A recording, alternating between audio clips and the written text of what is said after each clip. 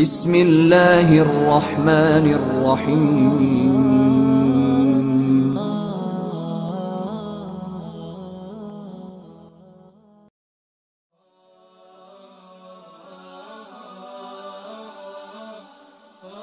ابو ہریرہ رضی اللہ تعالیٰ عنہ فرماتے ہیں اوصانی خلیلی بالثلاث، میرے خلیل نے مجھے 3 باتوں کی نصیحت کی۔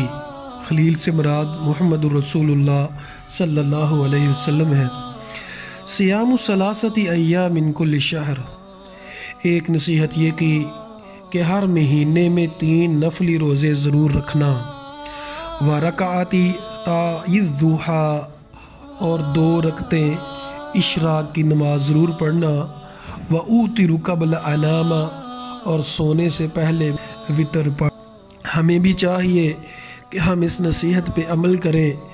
روزے رکھنے سے گناہ معاف ہوتے ہیں، خواہشات جو ہیں ان کا بوجھ کم ہوتا ہے اور اللہ تعالیٰ کی رضا ملتی ہے۔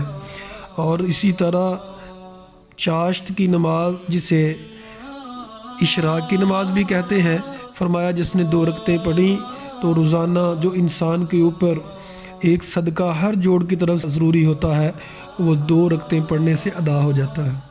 اور وطر سونے سے پہلے اس لیے کہ بعض دفعہ انسان تھکا ہوتا ہے، سستی ہو جاتی ہے، تو رات کو ہی پڑھ لیا جائے۔ اصل میں وطر جو ہے وہ رات کی نماز ہے۔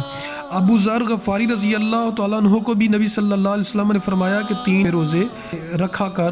وہ 3 سے مراد جو فضیلت والا ہے 13، 14 اور 15 اسلامی مہینے کی تاریخ ہے۔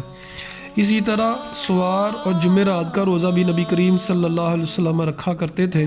تو چاہے سوار اور جمعرات کا روزہ رکھا جائے، چاہے ایام تشریق اس کو بولتے ہیں 13، 14 اور 15 کو۔